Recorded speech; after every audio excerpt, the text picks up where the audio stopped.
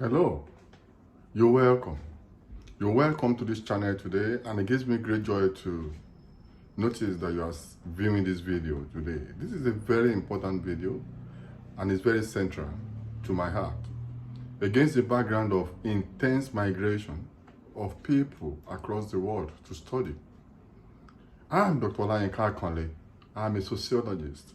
I'm a scholar and I'm an academic. I'm a researcher. I'm a lecturer in the university.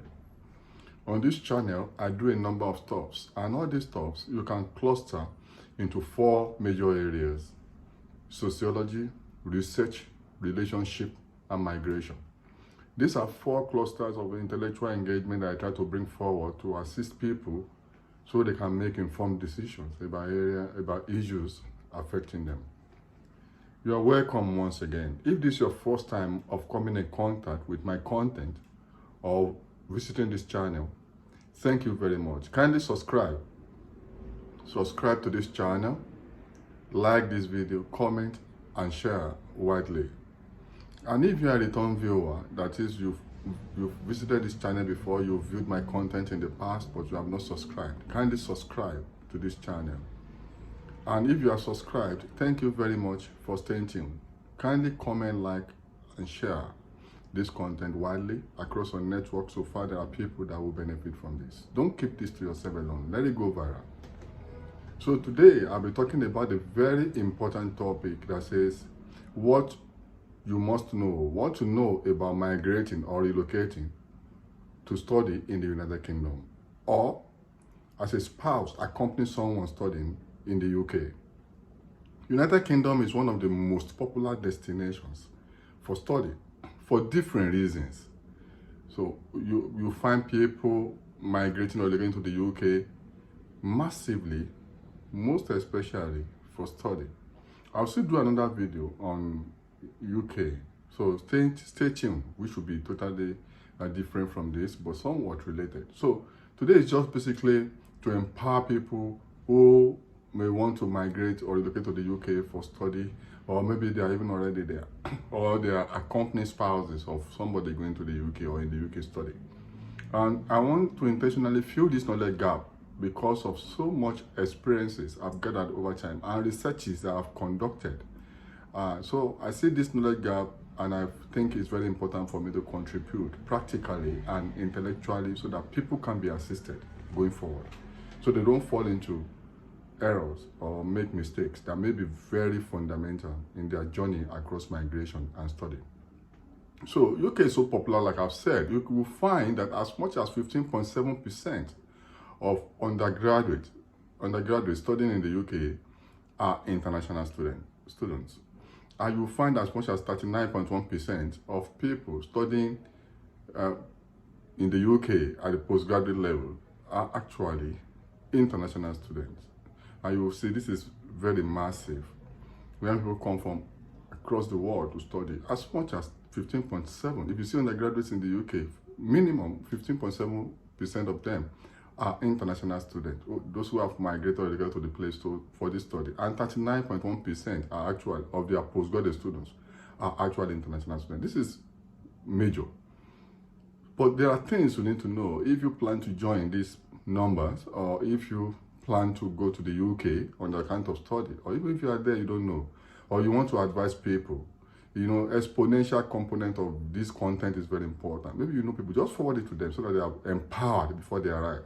Whether they are coming themselves to study or they want to be spouses of people who to study in the UK. Number one thing you have to know, what to know about if you want to study in the UK or you want to accompany somebody studying in the UK as a spouse. Number one, you have to plan for funding. Funding is very important. Tuition and other fees in the UK are not so cheap. So you have to plan how you're going to fund your education. Don't just be random. Don't just think, well, something will just happen. Well, let me just get there first before I sort that out. No, you shouldn't think that way. It's very important you sort it out. You can get scholarships. There are scholarships you can get, though very competitive and not so simple, straightforward, or easy, but you can find. So I also have another video on this channel on how to get funding to study abroad. It's on this channel, so you can view that video also, so that you take this in sync with it, so you will understand more on how to access funding at the scholarship level.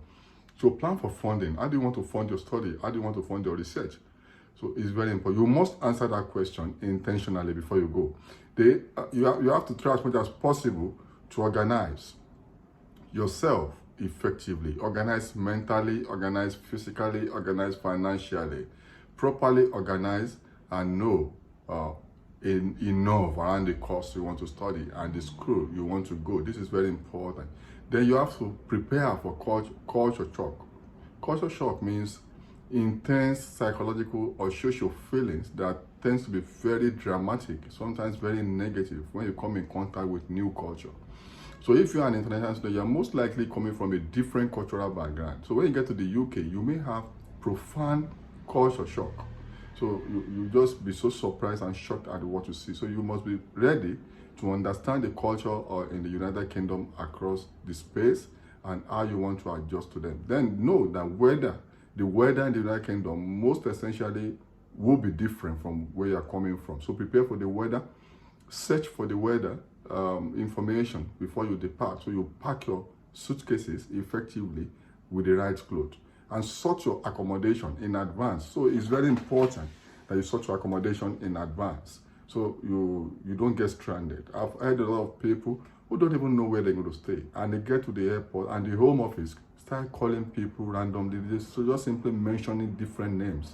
When they contact these people, some may deny, some may say they simply don't know them, they have no preparation for them, and they have deported many like that at Heathrow or other international airports in the United Kingdom because they didn't prepare accommodation. They just think, I don't know for what reason, but they don't have strong preparations in terms of accommodation.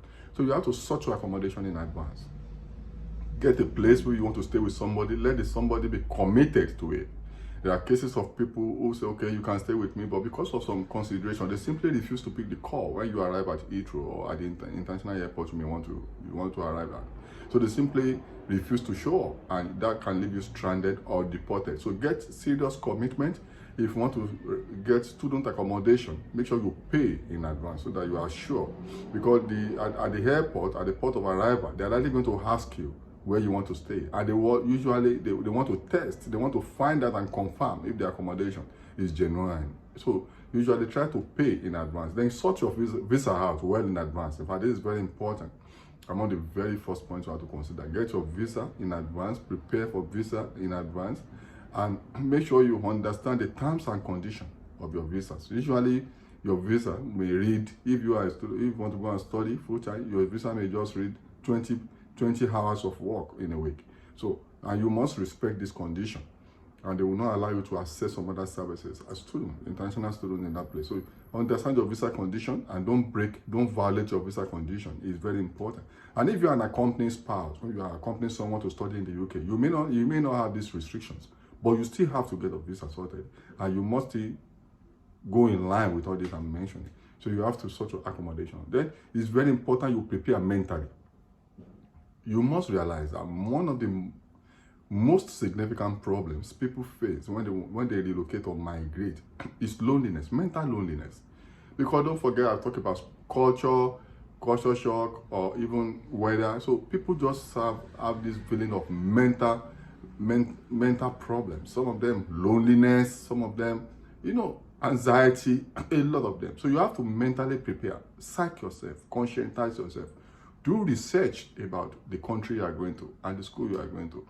These researches you want to conduct will also stabilize you mentally.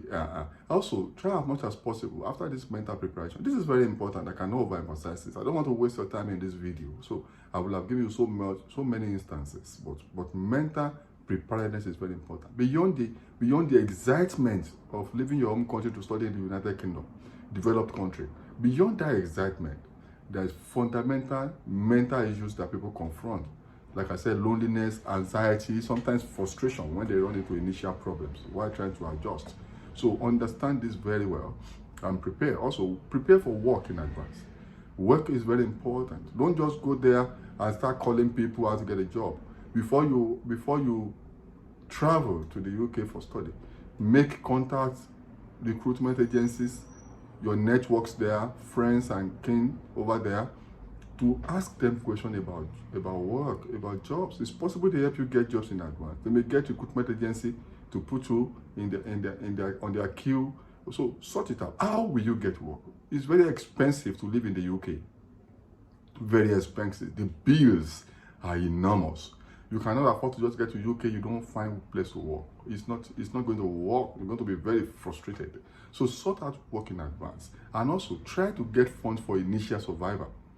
It's very important. Don't just go arrive UK without any savings, without anything in your pocket. It can be very frustrating and depressing. Whether you are a spouse accompanying somebody, or you are the one that want to go and study there yourself, get money. Sort out how to get money in advance. Arrive the country with an appreciable amount of money that can stabilize you. So don't just go there expending all you've got on flight tickets, on visas, on buying things. No, get some savings, because you may not just run in. If you don't have a funding, you don't have scholarship, you don't have institutional support, you may get there and you just discover that you are stranded, because since the first day you arrive in the United Kingdom, you're going to be accumulating bills, starting from where you take taxes, what you're going to eat. So get money in advance for initial survival. Travel into the UK with funds. These are things they would have asked you at the level of applying for visas. But so many people just do a number of things to just make sure they get some money in their account just to get the visa. Even though the money is not actually, there are issues around the money they used to apply for visa in their bank accounts or sponsorship. But the reality is that many don't have enough money to sustain them in the initial, on their initial arrival. So do a lot of research about work, about accommodation, cost of living, and a number of things. And even the tuition. It's very expensive about tuition in the UK if you don't have funding. But I will get into this. So do research. You will need to call a lot of time. You will need to make calls. So do research about how to make calls at cheaper rates. There are different. I don't want to advertise for any telecoms in this content. So there are different ways you can make calls that will be cheap, because you will need to keep in contact with home. I'm sure international students, migrants, people who have relocated abroad, one of the major issues they have is that they expend a lot of money on calls, because they want to keep in touch, home and the rest of it. So I'm ready, very importantly, be ready to adjust by class. Usually, it doesn't matter your status in your country. It doesn't matter whether you are managing directors, CEO, or you are very rich in your country. If you get to the UK, you may need to adjust your class. Sorry to say, you may need to take many jobs in the fund, because most of the time, especially if you are coming for postgraduate studies, or even any study you are coming, even if it's for PhD, some of the certificates you have amassed, you have gotten from your country, may not be useful in the UK. And that's the truth. You may not like it. So it doesn't, even if you're a professor in your country, it doesn't matter who you are in your country. Most of the time, more often than not, you may have to commit what I call class suicide, in the sense that you may have to do away with your original class you are coming with. It doesn't matter. If you want to work in the UK in the first instance, most of the time you may have to adjust. I call it class readjustment.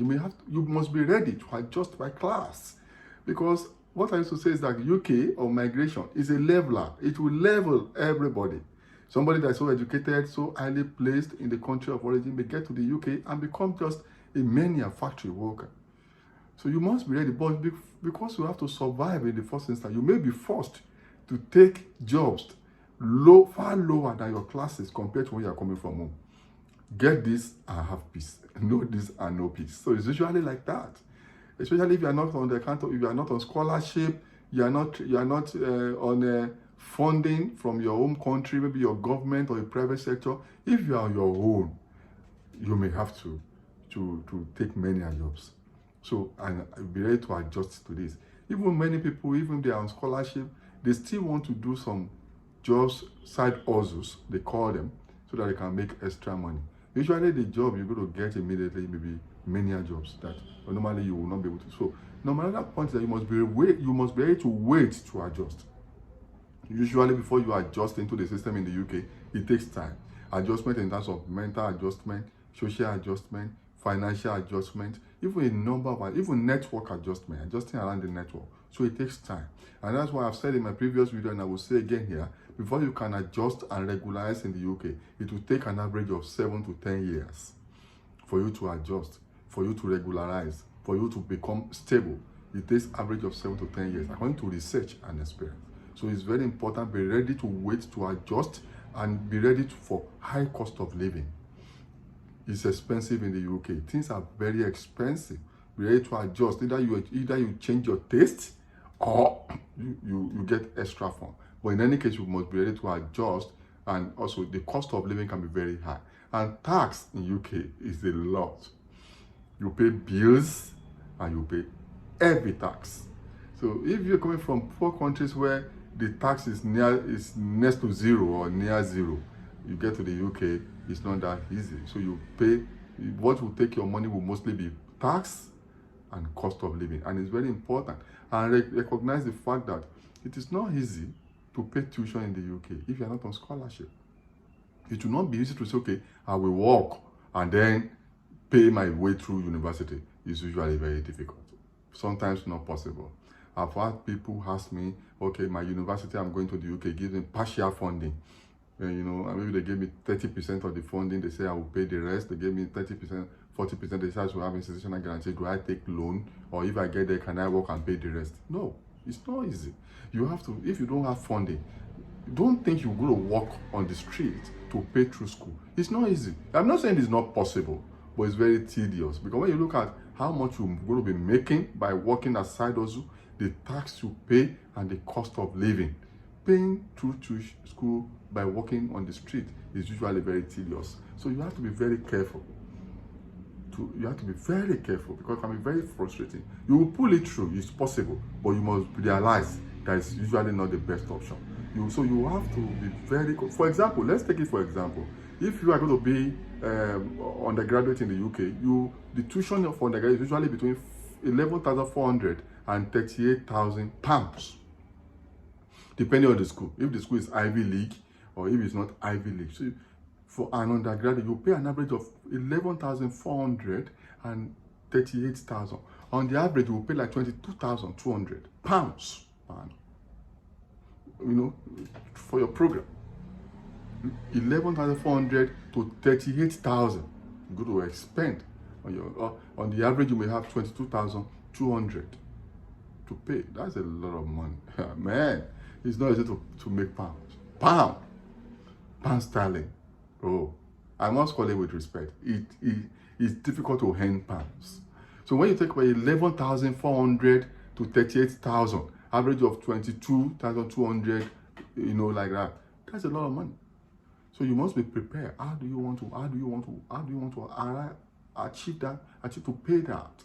So you have to be clear. That's the point I'm trying to make. Get scholarship, if not, be clear how you want to do it. But usually working aside hustle will not be easy. So you have to be sure of this. And if you are on a postgraduate study, for example, the average is £9,000 to £30,000, generally speaking.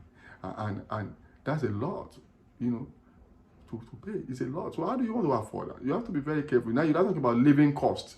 If you're going to live in London, you're going to be talking about 1,300 to 1,400 per month. That's a lot of money. Or if you're going to live in Midlands or some other places outside of London, you'll be talking about 900 to 1,300 per month. That's if you are alone. So if you are a company spouse or you have family, it will be far more than that. So you have to sort out these bills, how you want to afford it. Make contact in advance, research in advance. Like I'm telling you now, try as much as possible. Maybe you get work in advance, you get scholarship, you get funding, or you have family members or friends abroad who are ready to accommodate you or take care of you. But that's usually not easy. Even if you have sisters, brothers, fathers, or friends there, please don't plan to depend on them. You may be disappointed. It's very difficult to live in the United Kingdom. And planning to depend on somebody will likely end in crisis, serious conflict, because it's not like poor countries where people just want to keep you at home, feed you where they are. It's a very formal system in the United Kingdom, and things are so expensive that to give you a meal per day or accommodate you in UK can be very tedious, even for your friends and your family members. So plan to be independent as early as possible so that you don't run into problems, so that you don't end up on the streets, so don't end up being disappointed. So I also want to mention the fact that you must have plans. You know, you must have plans around how you want to survive in the short and the long run. You must have plans. So be strategic. You know, you must have plans around survival in the short and the long run. In the short run, you may plan to pay 6 months rent in advance. So within the 6 months, you know that you are sure of accommodation. So you can then plan for other things. Plan for 6 months rent, 6 months living expenses, and try as much as possible to live outside London. If you live in central London, it can damage your savings. It can destabilize you because things are pretty expensive in London. So plan to live outside London, pay rent of 6 months in advance, and have money to survive for the first 6 months so that you can adjust. So your takeoff will not be too bumpy.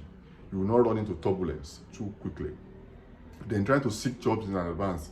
You know, it can be difficult if you don't have work experience in the UK. If you don't have UK certificates, if you never work in the UK or in the US or Canada or Australia, it can be difficult to get a job, a formal, befitting job in the UK. So you may have to seek job, like I've mentioned earlier, on the streets, you know, out of formal settings, you know. So but you must be ready to adjust to that. So seek job ahead and live outside UK, outside London in the UK, and also try to get 6 months rent paid in advance and living expenses. So in the long run, be clear about your career path. What do you want to be in the future, even in that system? Be clear. What do you want to do? Do you want to get new education, new training in the longer run? And understand your immigration pathway. I also know that most people go to the UK even on study or accompanying spouse or someone to study, and they want to become permanent residents. Be aware that it's not study visa is not an easy approach to becoming permanent resident. In fact, it's not one of those pathways you can use. So except you continue to accumulate certificate for the next 10 years, or you're able to quickly, after your education, get a work permit. So you must be clear what route do you want to take and how long. You must know how long it takes. It takes an average of 7 to 10 years. If you're able to get work permit, maybe 5 years. If you are on the educational route, maybe 10 years or 7 years. So, you know, depending. So you must be ready to weigh the weight and understand your long strategies in terms of career pathway, immigration pathways, and the rest of them. So I do sincerely hope you have learned 1 or 2 things from here. This video, I made this video based on every research and experiences and interactions with people for many years in the UK, and personal experiences and research, heavily valid and reliable research. So anything you've learned from this video, take it very seriously, and I'm sure you will not regret it. But if you decide to ignore some of these points I've given you, it may turn back 360 degrees, and you'll begin to see, and I heard this in Dr. Olayinka Akanle's video, I should have taken it more seriously. So thank you very much. Kindly subscribe to this channel, share this content widely, comment and like. Until I see you in my next video, you will succeed on that journey.